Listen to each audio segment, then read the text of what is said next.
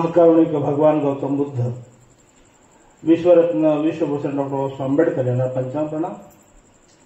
The Buddhist society of India तथा भारतीय बौद्ध महासभा या संस्थेचे संस्थापक अध्यक्ष विश्वरत्न डॉक्टर बाबासाहेब आंबेडकर, द्वितीय अध्यक्ष यशवंतराव आंबेडकर यांना 55 प्रणाम. सध्या कार्यरत असलेल्या संपूर्ण बॉडीला माझा सप्रेम जय. यानंतर या ठिकाणी आज आपण महात्मा फुले यांची जयंती साजरी करतो आहे. या जयंती उत्सवाचे आजच्या कार्यक्रमाचे अध्यक्ष आमचा मुलगा संतोष भगत, संकेत भगत. इथे विचार मंचावर उपस्थित असलेले आमचे मित्र सन्माननीय प्राध्यापक डॉक्टर ढकणे सर माझ्या विनंतीला मान देऊन ते हजर झाले. त्यांचा फार मोठा रिसर्च आहे, विद्यापीठामध्ये फार मोठं त्यांचं काम आहे. आपण आपल्या स्तरावर इथे आपली मागणी केली, उच्च स्तरावर सुद्धा मागणी, म्हणजे ज्या ठिकाणी डिग्री लेवलचे विद्यार्थी असतात त्या ठिकाणी त्यांचं मोठं काम आहे, असे आमचे प्राध्यापक डॉक्टर ढकणे सर. म्हटलं सर आपल्याला सावरगावला जायचं आहे, आपल्या गावाकडे जायचं आहे, कारण ते कात्रीचे आपल्याच गावाकडचे कात्रीचे, म्हणलं आपल्या सावरगावला जायचं आहे. त्यांनी शब्द माझा टाळत नाही ते, आणि त्या शब्दाला मान देऊन ढकणे सर आले. त्यानंतर या मंचावर उपस्थित असलेले माझे मित्र सन्मान्य प्राध्यापक डॉक्टर शेंडे सर. शेंडे सरांनी भरपूर परिचय करून दिला आहे. शेंडे सर जिथे असतात तिथे मुनसर असतात, मुनसर जिथे असतात शेंडे सर असतात. असो तर त्याही माझ्या शब्दाला मान देऊन मला सावरगावला तुम्हाला न्यायचं आहे, त्या सावरगावला तुम्हाला महात्मा फुले मांडायचं आहे. त्याने माझ्या विनंतीला मान देऊन दोघांनी मान दिला आणि ते हजर झाले. दोघांचे हजर झाल्यानंतर मग त्याला संरक्षण लागतं ना बाबा. समता सैनिक दलाचा व्यक्ती पाहिजे ना. समता सैनिक दलाचा व्यक्ती असेल तर आमचं संरक्षण कोण करेल. तुम्हाला प्रसंग सांगतो, माझी गाडी एका पोलिसांनी थांबवली. आत्ताचीच घटना आहे. येत आहे बरं का, मला वाटतं कोणतं गाव आहे ते, महोदयाला गाडी थांबवली, पोलिसांना हात दाखवला, मी माझी गाडी थांबवली. गाडी थांबवत नाही तर सरांना पाहिलं, सर ड्रेसवर जा. आमच्या संरक्षण विभागाचे उपाध्यक्ष म्हणून जे काम करतात तसे आमचे भरणे सर सुद्धा विनंतीला मानधन इथं आलेत, त्यांचे सुद्धा मी आभार मानतो आहे. सोबतच या ठिकाणी आता राजकुमार किटके म्हणजे काय गावचाच माणूस, जेव्हा केव्हा म्हटलं चला सर किटके साहेब चालले गावाकडे, काम शुका नसतो, आणि ते अचानक या इथे आहेत मुक्कामाला साहेब वाटते आणखी. ठीक आहे, आमचे किटके साहेब. त्यानंतर या ठिकाणी आता संचालन, उत्कृष्ट संचालन आमचे संगीत रायसक भगत यमे आहे. मार्गदर्शन या ठिकाणी ग्रंथ वाचन करतात, उत्कृष्ट ग्रंथ वाचन आहे. मला वाटतं त्यांनी बौद्धाचार्याची परीक्षा पास केलेली आहे असे अंशक भगत. आणि समस्त या ठिकाणी ज्या संचालन करत आहे, मला आता फार प्रगती केली आहे संचलनामध्ये. आणि त्यांनीच मला म्हटलं की सर आपल्याला कार्यक्रम घ्यायचा आहे, महात्मा फुलेंचा कार्यक्रम घ्यायचा आहे, आणि मग तुम्हाला इथे यायचं आहे, आणि याचं तुम्हालाच नाही तर वक्ते सुद्धा आणायचे आहे. त्याचाच मला फोन आला होता, म्हणून त्याच्या विनंतीला मान देऊन मी या ठिकाणी उभा आहे तुमच्यासमोर. मी सावरगावात असतो, प्रश्नच नाही. माझं जन्मगाव आहे, हे जन्मभूमी आहे, हेच आमचं गाव आहे. याच गावामध्ये याच ठिकाणी खेळलो बागडलो, याच मारुतीच्या देवळावर गेलो, याच मारुतीच्या देवळावर. आम्हाला हाकलण्याचे प्रश्न लहान असताना याच मारुतीच्या देवळावर झाले. लहान असताना आम्हाला मारुतीच्या देवळावर जायची परवानगी नव्हती. आम्ही लहान मुलं असताना आम्हाला म्हटलं जाऊ नको तिथं. हे सत्य घटना आहे बरं का, अलीकडच्या काळातल्या घटना आहेत. आमची जी आजी होती म्हणजे विठोबा भगत, काय मला नाव आठवत नाही, ती आज जाऊन होतो, आला कोण घालतं दिवाण ज्याला पडा पडा पडा पडा घालतं दिवाण ज्याला, तर आम्ही पळत होतो बेटा. अलीकडच्या काळामध्ये देवळावर जाण्याची परवानगी आम्हाला नव्हती. त्या काळामध्ये महात्मा फुलेंनी काम केलं. सरांनी एक उदाहरण दिलं की परांजपेच्या लग्नामध्ये महात्मा फुले गेले, महात्मा फुलेला तिथून हाकलून लावलं. याचा राग महात्मा फुल्यांना आला आणि मग महात्मा फुल्यांच्या डोक्यात निर्माण झालं की हे मला बदलावायचं आहे, हे मला बदलवायचं आहे. मग सुरुवात कुठून करायची? सुरुवात करण्यासाठी त्यांना पहिला संघर्ष त्याच्या घरातून करावा लागतो. आणि पक्क लक्षात ठेवा की जेव्हा एखादी व्यक्ती बदलाचा प्रयत्न करतो त्याला पहिला विरोध त्याच्या घरातून होतो, त्याच्या घरातून त्याला विरोध होतो. तुमचं उदाहरण घ्या ना, आपल्या गावात ते नाही आहे. माझं गाव सावरगाव, मला अभिमान वाटतो, मी नेहमी सांगतो सावरगाव सारखं चळवळीचं गाव कोणतंच नाही. इथे चळवळीचं खाण आहे. अहो हे मंदिर आहे, हे आमचं जे विहार याला म्हणतो आहे, हे तुकाराम बाबाचा मठ आहे. आणि या मठामध्ये काय चालायचं? पूर्वी बरं का धर्मांतराच्या अगोदरच्या काळामध्ये या मठामध्ये काय झालं, विद्वान लोक या ठिकाणी यायचे. त्या काळातले बरं का ते विद्वान लोक या ठिकाणी यायचे आणि चर्चा चालायच्या, वैचारिक चर्चा या ठिकाणी चालायच्या. वैचारिक चर्चेचं देवाणघेवाण करण्याचं काम, वैचारिक चर्चेचं प्रसार करण्याचं काम म्हणजे आमचे सावरगाव. या सावरगावचे, या भूमीचे आम्ही मुलं. आम्ही जेव्हा महात्मा फुलेंचा विचार करतो तेव्हा महात्मा फुलेंनी जी पहिली शाळा भिडेच्या वळामध्ये सुरू केली, आताच फुलेवर पिक्चर निघाला आणि त्या फुलेच्या पिक्चरमध्ये एक दृश्य दाखवलं गेलेलं आहे आणि त्या दृश्यावर वाद चालू आहे. दृश्य कोणतं होतं? एक बटूक नावाचा व्यक्ती. आता बटूक कोण? बटूक हा जो व्यक्ती आहे, ब्राह्मण व्यक्तीचं जेव्हा मुंज करतात, ब्राह्मण जन्माला येत नाही, त्याला ब्राह्मण व्हावं लागतं. ते ब्राह्मण निर्माण करण्याची प्रक्रिया म्हणजे मुंज प्रक्रिया. मग त्याला शेणी ठेवल्या जातं, त्या शेणी ठेवल्या जातं, त्याला काय जानवट टाकल्या यांच्या म्हणतात त्याला. असं तो जोपर्यंत शेणी ठेवत नाही, जोपर्यंत जानवर घालत नाही, तोपर्यंत तो ब्राह्मण होत नाही, असं दृश्य दाखवलं. आणि तो दृश्य दाखवल्यानंतर तो काय करतो आहे, तो सावित्रीबाईवर दगडफेक करतो आहे, शेणगोटू मारते. हे दृश्य त्या पिक्चरमध्ये आहे. आणि ह्या दृश्यावर या लोकांचं ऑब्जेक्शन आहे. कुणाचं ऑब्जेक्शन आहे? ब्राह्मणांचं ऑब्जेक्शन आहे. बरं का ऑब्जेक्शन आहे? ते म्हणतात की या दृश्यामुळे आमच्या बटूकवर, आमच्या मुलावर विपरीत परिणाम होईल. अरे मग ते घडलं ना बा, तुम्हीच मारले शेण दगड. कोण मारले? मारणार तुम्हीच ना. मग दाखवलं काय वाईट आहे? अरे जे झालं ना ते घडलं नाही. अरे इथल्या व्यवस्थेला आमचा जो इतिहास आहे, आमचा इतिहास खरा इतिहास आमच्यासमोर मांडलाच नाही. हो, हा मोठा प्रश्न आहे बेटा. इतिहास लिहिणारे होते बदमाश, त्यांनी आपला इतिहास मांडला, त्यांच्या सोयीचा इतिहास मांडला. आम्ही मगाने गोष्टी करत असताना म्हटलं, गाडीवर चर्चा करत असताना, शिवाजीच्या महाराजांचा जो इतिहास आहे तो खरा इतिहास आमच्याकडे आलाच नाही. तुकाराम महाराजांचा खरा इतिहास, तुकाराम महाराज खरे कोण होते ते आमच्यापर्यंत आलेच नाही. कारण ज्यांच्याकडे लिखाणाची व्यवस्था होती त्यांनी संपूर्ण भडवेगिरी या ठिकाणी केलेली आणि त्यांच्या सोयीचं लिहिलेलं आहे. मग त्यांच्या सोयीचं लिहिलेलं खोडताना आमच्यासमोर प्रश्न निर्माण होतो की का सगळं.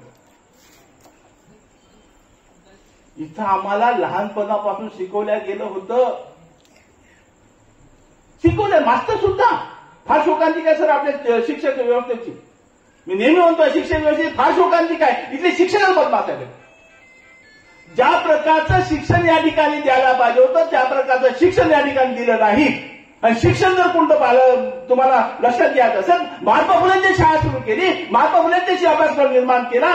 त्या अभ्यासक्रमातून निर्माण झालेले जे काही विद्यार्थी होते ते विद्यार्थी खऱ्या अर्थानं शिकलेले होते. म्हणून तर तिसऱ्या वर्गातली मुक्त आपला निबंध लिहितं, मुक्त आपले निबंध लिहितात. ते निबंधासाठी कोण वाचतात? पीएचडीचे झाले लोक वाचतात ते मुक्त व्हायचे निबंध, मुक्ताचा निबंध. युनिव्हर्सिटीमध्ये अभ्यासाला आहे मुक्ताचा. कोणती शाळा? महात्मा फुले शाळा. कोण गुरु? महात्मा फुले गुरु. होतं असं आमच्या शाळेमध्ये? आमच्या शाळेमध्ये असं होतं? आमच्या शाळेत आम्ही जात होतो.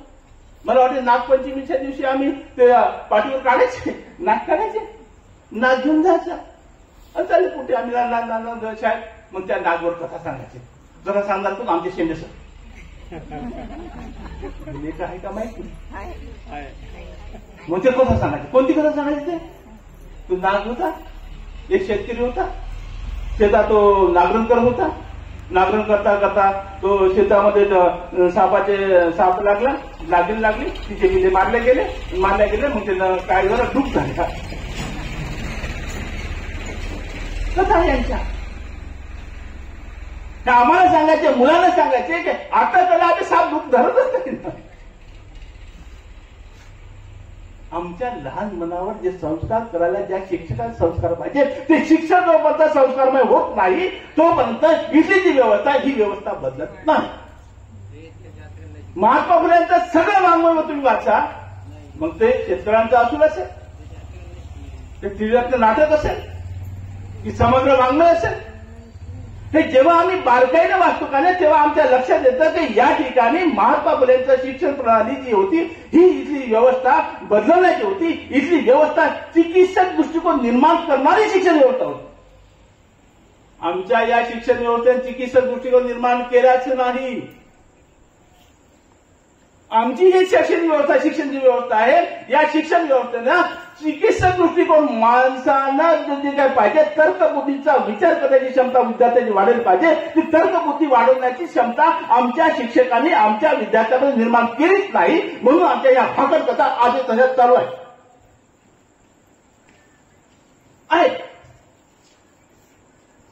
आजही सांगितल्या जातात. कथा पहा तुमच्या कथा वाचून चालू आहे आणि त्या भाकड कथा आजही सांगितल्या जातात. कोणता तरी एक राक्षस होता, नाव घेत बसत नाही तुम्हाला माहिती होऊन जाईल. आणि तो राक्षस पाण्यात उभा राहिला. पाण्यात कुठं, समुद्रामध्ये. आणि पाणी कुठपर्यंत आलं, त्याच्या बेंबीपर्यंत आलं. सांगितलं जातात किती मोठा माणूस तो, बेंबीपर्यंत पाहिजे. आम्ही म्हणला नाही तो, आम्हालाही मस्त वाटतं. त्या काळामध्ये कथा चालायची या ठिकाणी. तो घर विणणारा होता बेटा, नाव आठवत ना, मारतीस काय तर होतं तो त्या ठिकाणी. कथा घ्यायच्या, या कथा सांगायच्या, मोठ्या तल्लीन त्या ऐकायच्या. आजही ऐकतात, आजही मोठमोठे. आता त्यावेळेस आपण 10-15 बाया बसायच्या त्या कथा ऐकायच्या. आता तर कथा ऐकण्यासाठी पेंडावून लागतात, मोठे मोठे लोक लागतात, हजारो रुपये घेतात. आणि त्या ठिकाणी त्या व्यवस्थेमध्ये आमचा हा ओबीसी गुरफडला जातो. मग त्या व्यवस्थेमध्ये हा गुरफडलेला व्यक्तीला आम्ही महात्मा फुले सांगायला गेलं तर महात्मा फुले हे तुमचे आहेत. हे महात्मा फुले आता बौद्ध म्हणाला तर महाराजच संस्कृती हे बौद्धांचे आहेत.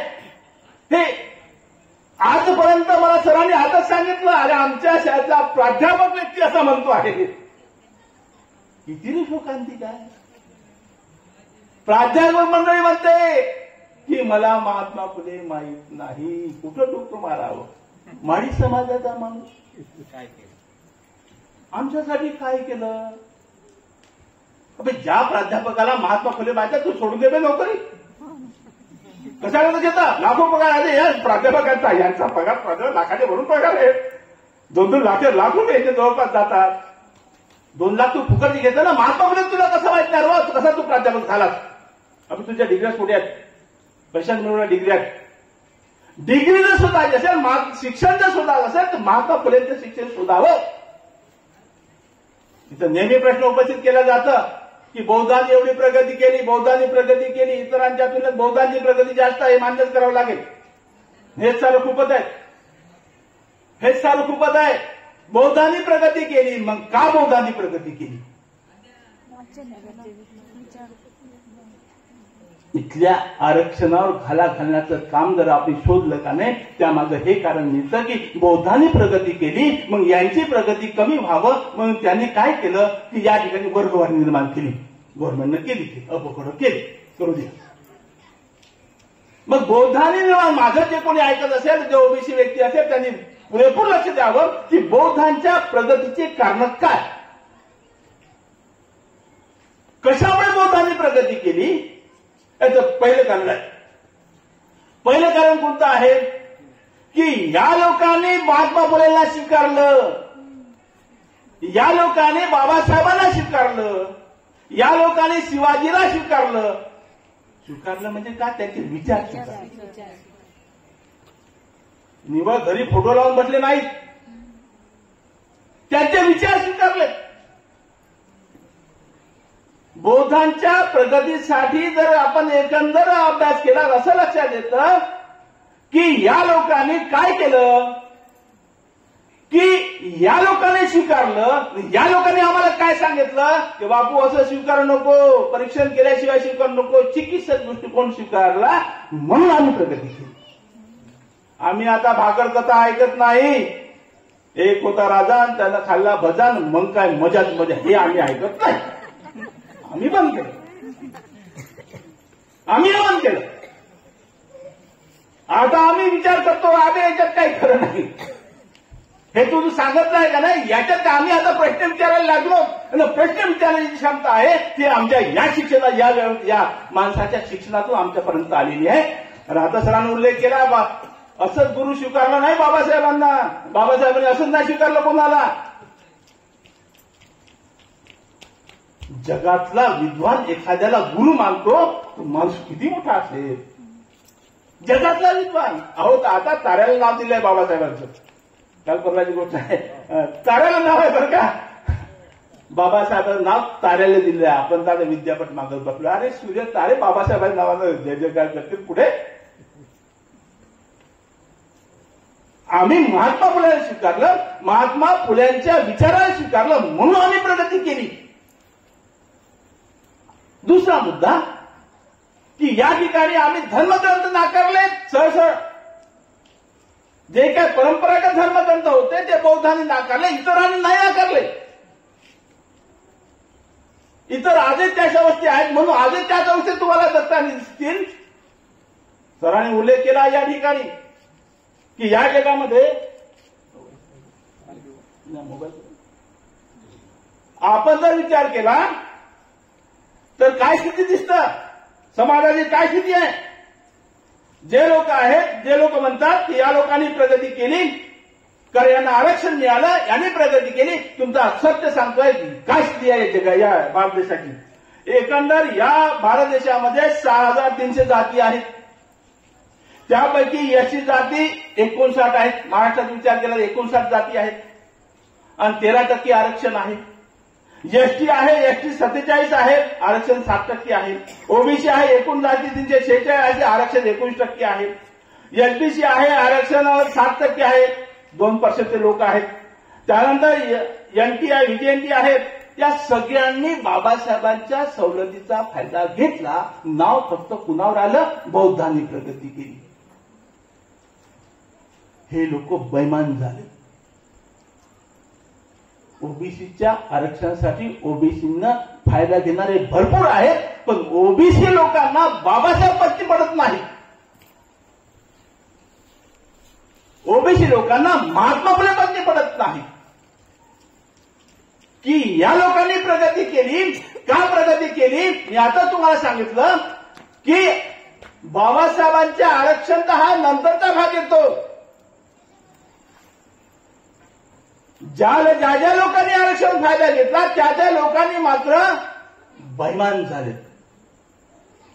मग ते यशीतले का असे ना, मात्र समाज पाहणं कुठे आहे, समाज पहा कुठे आहे, यशीतलेच घटक पाहणं.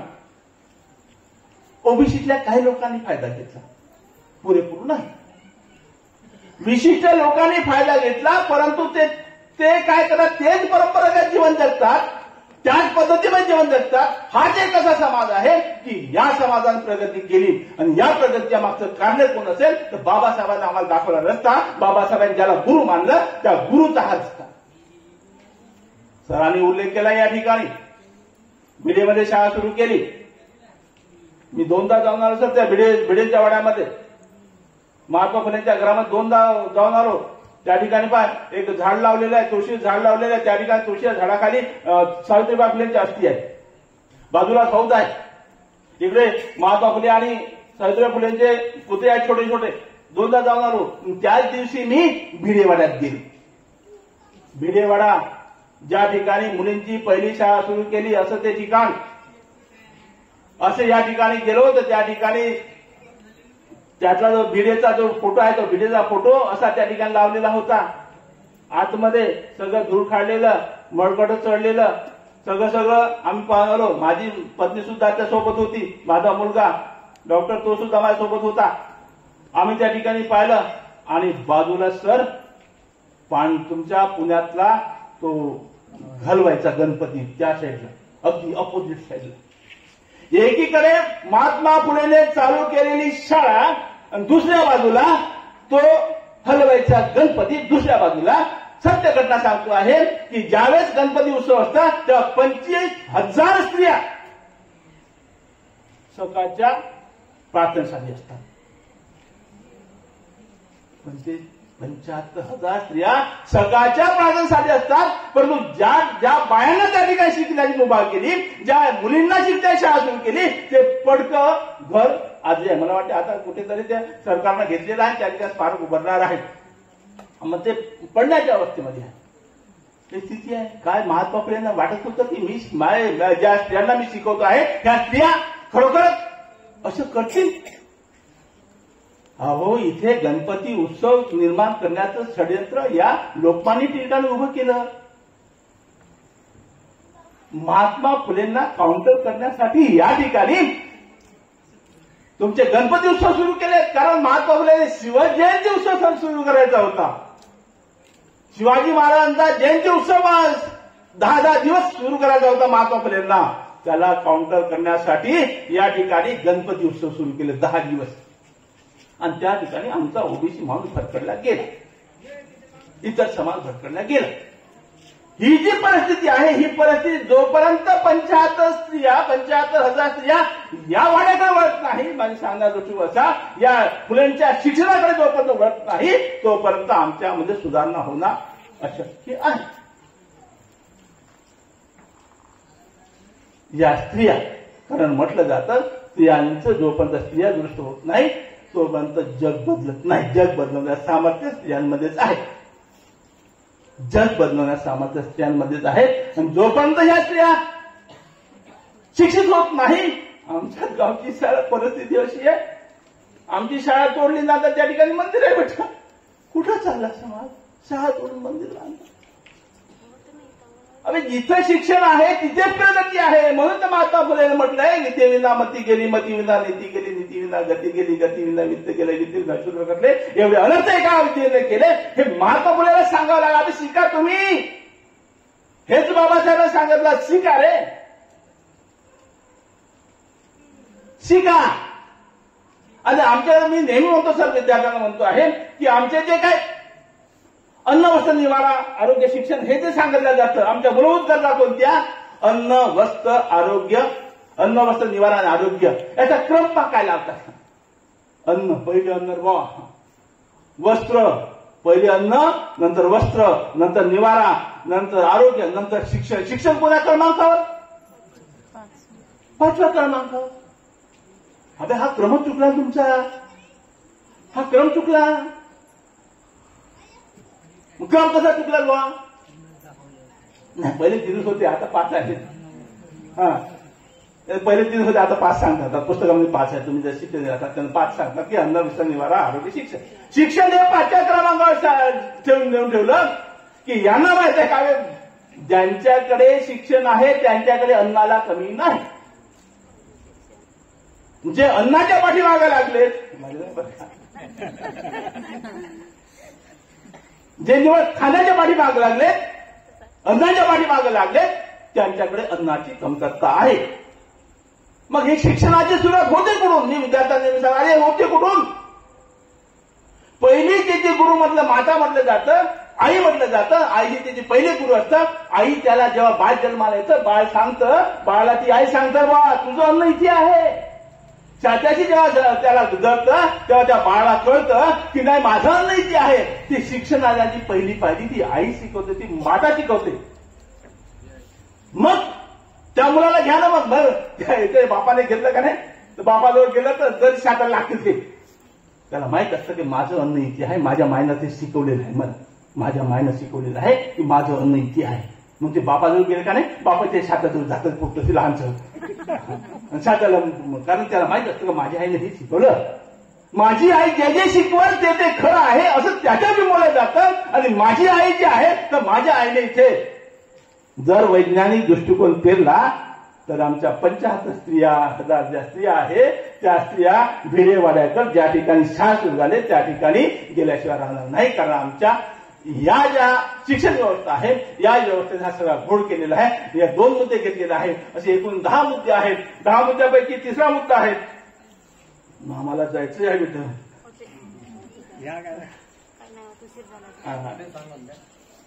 ठीक आहे.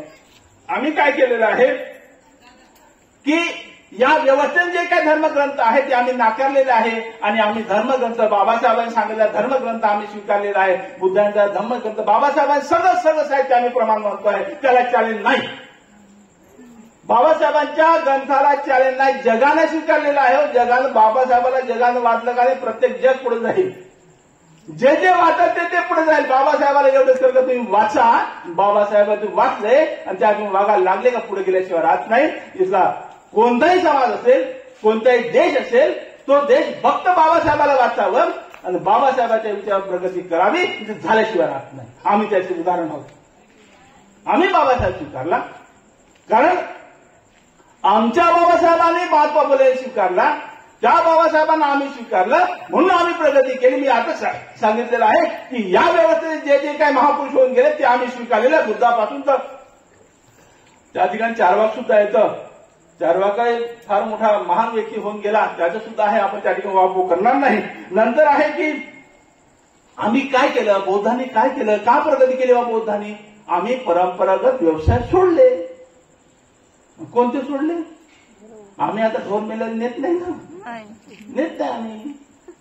मागांनी काय केलं, सोडलं का नाही सोडलं. आधी बाजू ते डबंग चाललं लागलं. आम्ही केव्हा सोडशील रे बा तू, सोडलं राजा तू. मागे आम्ही समाजाच्या कार्यक्रमामध्ये आम्हाला बोलावलं होतं, त्या ठिकाणी मी ते सांगितलं, अरे बाबा तुमचे परंपरागत व्यवसाय सोडा.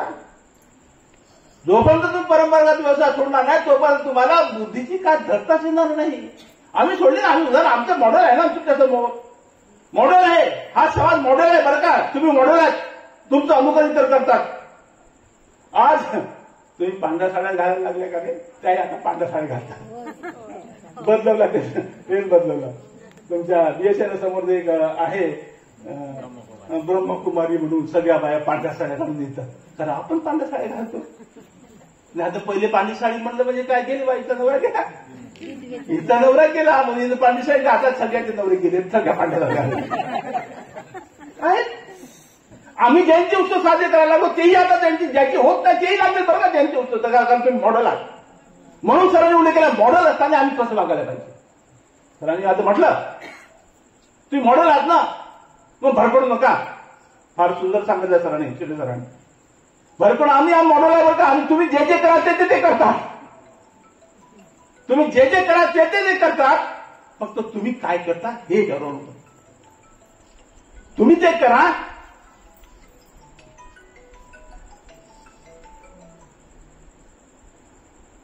नंतर बोलतो एखादी काय करतो कार्यक्रम. आम्ही ते सोडले, आम्ही महात्मा फुलेंना स्वीकारलं. आम्ही ते परंपरा व्यवसाय करत नाही म्हणून आमची प्रगती झालेली आहे. पुढचा विचार आहे की या लोकांना प्रचंड शिक्षणाला ध्यास आहे. आमच्या गावामध्ये या ठिकाणी विनायकराव बापूंनी शाळा सुरू केली. या शाळेचा सर्वात जास्त फायदा जर कोणी घेतला असेल तर आम्ही घेतला. विनायकराव बापूचे उपकार मानायलाच पाहिजे. विनायकराव बापूने या ठिकाणी आमच्या गावामध्ये शाळा सुरू केली, सोबत दवाखाना काढला. दवाखान्याचा फायदा आम्ही घेतला. आमची मृत्यू संख्या कमी आहे, त्यांची जास्त आहे. हे वास्तव आहे, मी खोटं बोलत नाही, वास्तव आहे. सुधारणावाद जे जे काय केलं आहे त्याचा प्रथम श्रेय आम्हीच घेतो. म्हणून आमची प्रगती आहे. शाळा असो, दवाखाना असो, एसटी बस असो, या सगळ्यांचा फायदा आमच्या या समाजाला घेतला म्हणून हा समाज तुम्हाला पुढे दिसतो आहे. नाही केलं माझ्या समाजानं. माई समाजाने ते करायला पाहिजे होतं. आज आपण लक्ष टाकलं किती ग्रॅज्युएट आहेत, किती पोस्ट ग्रॅज्युएट आहेत, किती डॉक्टर आहेत, किती इंजिनियर आहेत. नाही आमच्या गावामध्ये. असं काय झालं बुवा? या समाजामध्ये दिसते तुम्हाला, या समाजावर इंजिनियर दिसेल, आमचे किटके साहेब इंजिनियर आहेत. या समाजावर डॉक्टर दिसतील, या समाजावर वकील दिसतील. आता तर आम्ही सरन्यायाधीशापर्यंत पोहोचण्याचे प्रयत्न करत आहोत. सरन्यायाधीश आपला असेल, या देशाचा सर्वोच्च न्यायालयाचं सर्वोच्च पद आमचं असेल, इथपर्यंत आम्ही पोहोचलो आहे. ही बदलण्याची जी किमया आहे, ही बदलण्याची किमया या बाबासाहेबांच्या विचारामध्ये, महात्मा फुलेंच्या विचारामध्ये आहे. ते विचार आम्ही स्वीकारले, म्हणून आम्ही प्रगती केली, म्हणून आम्ही महात्मा फुले जयंती साजरी करतो आहे. आम्ही का महात्मा फुले जयंती साजरी करतोय? आमच्या बापाला त्यांना गुरु मानलं, आम्ही त्यांचे विचार स्वीकारले म्हणून. आज तुम्ही करावे, तुम्ही यापुढे प्रगती झाल्याशिवाय राहतच नाही. प्रगती होणेच आहे. जे महात्मा फुले स्वीकारतील, जे बुद्धाला स्वीकारतील, ते बाबासाहेबाला स्वीकारतील, जे बिरसा मुंडाला स्वीकारतील, त्याची प्रगती होणेच आहे. कारण हे मार्ग तसे आहे, मार्गदाता तसे आहे. स्वीकारण्याचं पाहिजे पहिलं, पण स्वीकारावं. जोपर्यंत मी स्वीकारत नाही तोपर्यंत माझी प्रगती हे होणे अशक्यच आहे. हे स्वीकारलं पाहिजे. माझं आव्हान आहे या ठिकाणी. इथल्या इतर समाजाला आव्हान आहे, अरे तुम्ही या रे, तुम्ही या महात्मा फुलेंच्या जयंतीसाठी या. तुम्ही तुमच्या ठिकाणी लावा महात्मा फुलेंची जयंती. एका तिथे फोटो लावत नाही, सगळ्या भानगडी उपस्थित होता. फुलेचा फोटो इतक्या वर्षांना लागला. महात्मा फुले आणि सावित्रीबाई फुलेंचा फोटो लागला, तिथे सुद्धा वाद निर्माण झाले. फोटो लावाच मूर्ती लावली नाही, फोटोच लावला तर वाद निर्माण झाले. आणि महात्मा फुलेंचं साहित्य हा फोटो लागल्याबरोबर असं होते, तर त्याचे ग्रंथ वाचा. आजही महात्मा फुले जर तुम्ही वाचत बसले, तुम्ही समग्र मांग वाचला तिथं चौकामध्ये, तर रोज भांडण झाल्याशिवाय राहत नाही. इतकं खतरनाक साहित्य महात्मा फुलेंचं आहे. आपल्या विहारामध्ये चालू करा, महात्मा फुले साहित्य वाचणं चालू करा. आपण तर फार कमी बोलतो. आपण मांडणी करताना फार सौम्य शब्दात मांडणी करतो. ती मांडणी महात्मा फुलेंनी जी मांडणी केली आहे, ती मांडणी लय खतरनाक आहे. एक आमच्या प्राध्यापकांनी तेवढंच सांगण्याचा प्रयत्न केला, बेटा त्याच्या अंगावर शिकली. ज्यांचं माणसाचं प्रकरण माहीत असेल, तो काहीच कुठं बोलला नाही. पुस्तकात तेच बोललं, तेच बोललं. नाही पटलं लोकांना, नाही पटत. हो महात्मा फुले पद्धत एवढी सोपी गोष्ट आहे का? नाही पटत. हगवून लागल्याशिवाय राहतच नाही. इतकं कधी नाही महात्मा फुले, सोपं नाहीये. ते पचवण्याची क्षमता आम्ही घेतली. आम्ही ते जीस निर्माण केले आमच्या शरीरामध्ये, आम्ही ते पचवलं. महात्मा फुलेंना आम्ही पचवलं, म्हणून आमची प्रगती दिसते. आम्ही इतके स्ट्रॉंग होण्यामागे महात्मा फुलेंचे विचार आहेत, बाबासाहेबांचे विचार आहेत. आणि शेवटचा मुद्दा मी घेतो आहे या ठिकाणी, तो म्हणजे की आम्ही जो प्रगती केली त्यामागे संघर्ष करण्याची भूमिका ही आमची आहे. संघर्ष करण्याची भूमिका आम्ही सहन करत नाही. त्यासाठी सावरगाव हे उत्तम उदाहरण आहे. 14 वर्षी संघर्ष चालला नामांतरांचा. सरांनी आपल्या पुस्तकाचा उल्लेख केलेला आहे. सरांचं पुस्तक आहे, प्रसिद्ध पुस्तक आहे सरांचं. दोघे डॉक्टर आहेत, दोघे डॉक्टरचे पुस्तक आहे. आणि त्यांच्या पुस्तकामध्ये उल्लेख आहे की नामांतराचा आम्ही 14 वर्ष भांडलो. फक्त काय, आम्हाला आमच्या बाबासाहेबांचं, आमच्या बाबाचं नाव तिथलं यायचं होतं, म्हणून 14 वर्ष भांडलो. आणि आमच्या बाबाचं नाव आम्ही कोरलं. किती लोक मेले फक्त नावासाठी. नावासाठी आम्ही मरायला तयार आहोत. आम्ही स्वाभिमानासाठी मरायला तयार आहोत. एक दिवस उपाशी राहू, पण आम्ही स्वाभिमान पालन करणार नाही. आणि ज्याच्याकडे स्वाभिमान आहे आणि तो व्यक्ती खरा जिवंत आहे. आणि ज्याचा स्वाभिमान गेला तो मेला आहे. ज्याचा स्वाभिमान गेला तो मेला समजा. ज्याचा स्वाभिमान जिवंत आहे तोच जगला. आणि स्वाभिमान जिवंत असणारा हा जो समाज आहे, हा समाज खऱ्या अर्थाने जिवंत आहे. म्हणून या समाजाचं अनुकरण इतर समाज करते. एकंदर महात्मा फुलेंच्या चळवळीचा विचार केला तर एकंदरच आपलं असं दिसतं की या जगामध्ये जे काही थोर विद्वान होऊन गेलेत, त्या विद्वानाच्या लाईनीमध्ये महात्मा फुले बसतात. परंतु शोकांतिका आहे भारत देशाची आहे की या देशाला शांत उशिरा समजतं. शोकांतिका आमच्या देशाची इथल्या विद्वानाची कदर यांना उशिरा येतं. बाबासाहेबांना भारतरत्न द्यायला म्हणजे 93 मध्ये भारतरत्न मिळालं बाबासाहेबांना. किती वर्षानं 56 नंतर कितीतरी वर्षात म्हणजे जवळपास 30-35 वर्षापर्यंत राहिला. 30 वर्षापर्यंत भारतरत्न दिलाय. पहिल्या गेल्या भारतरत्न अजूनही महात्मा फुलेंना भारतरत्न मिळालं नाही. ही या देशाची शोकाची आहे. भारतरत्न त्याला काय हरकत आहे. ज्या बाईनं पहिली शाळा सुरू केली तिला भारतरत्न आहे ना. जर ती रत्न आहे ना ते भारतात रत्न आहे की जे पहिली शाळा सुरू करते, जे सेल मोठे खाते आणि आपलं कार्य जोमा सुरू ठेवते ती भारतरत्न नाहीये. आणि रत्न आहे भारताची. ज्याला काय हरकत आहे नाही दिलं गेलं. कारण होतं काय की ते इथे जी व्यवस्था आहे, ज्या व्यवस्थेचं राज्य आहे त्या राज्याच्या विरुद्ध काम करणारे हे लोक होते म्हणून यांना भारतरत्न नाही. तुम्ही तुमचं राज्य आणा, तुमचं सरकार आणा, मग ज्याला पाहिजे त्याला भारतरत्न देता येईल. मग मुनसर आहे का पांडव राहतच वाटे थोडंफार काम आहे वाटे देवता भारतरत्न. शेतसर आहे वाटे रत्नाचं काम करतात देवता भारतरत्न. अरे तुमचं राज्य आलं असेल तर आता अहिल्या गेल्या दिलं जातं भारतरत्न. बाबासाहेबाला आपण जर पाहिलं बाबासाहेबाला जसं भारतरत्न दिलं तर इतके भारतरत्न होऊन गेले बेटर. कारण त्यांना बाबासाहेबांचं दिलेलं भारतरत्न हे कमी दर्जाचं करत होतं. पण हा असा व्यक्ती आहे की जेवढं तुम्ही त्याला डावला तेवढं उंचीवर जातो आहे. या व्यक्तीला डावलता येत नाही. बाबासाहेबाला डावलता येत नाही. डावल्याचा प्रयत्न केला. ज्या ठिकाणी डावल्याचा प्रयत्न केला त्या ठिकाणी आणखी तो तेजाने वर्त केलेला आहे. आता चारायला लावा रे. इतक्या जोमात तो वर्त जात आहे. असं जर कार्य या माळी समाज किंवा चळवळीचं महात्मा फुले चळवळीचं असतं तर महात्मा फुलेला कधीच भारतरत्न मिळालं असतं. मी अशी अपेक्षा करतोय. फार बोललेलं आहे, अजूनही बोलता येईल नाही अशातला भाग नाही. आम्ही तेच काम करतो. रोज आमचं तेच काम आहे. या गावले त्या गावले बोलता येईल. हे जास्त झाला तर आम्ही मला म्हटलं थोडं थोडक्यात घ्या तरी वाढवलं बेटा.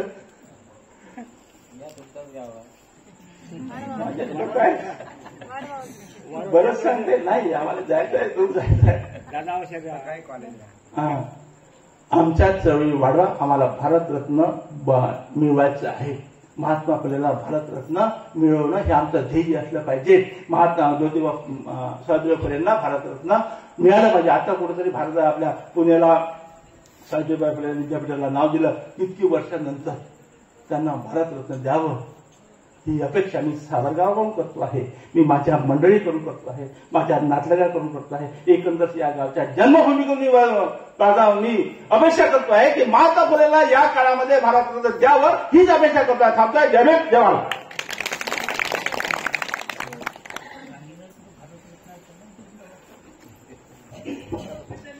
शिक्षण हे वाघीचं दूध आहे. जो तो प्राशन करेल तो गुरगुरल्या शिवाय राहणार नाही. हे यांनी आज या मार्गदर्शनातून आपल्याला सांगितलेलं आहे. मातान समाजचे प्राध्यापक काय म्हणतात. महासमाधानाने 14 ऑक्टोबर 1956 साली दीक्षा घेतली.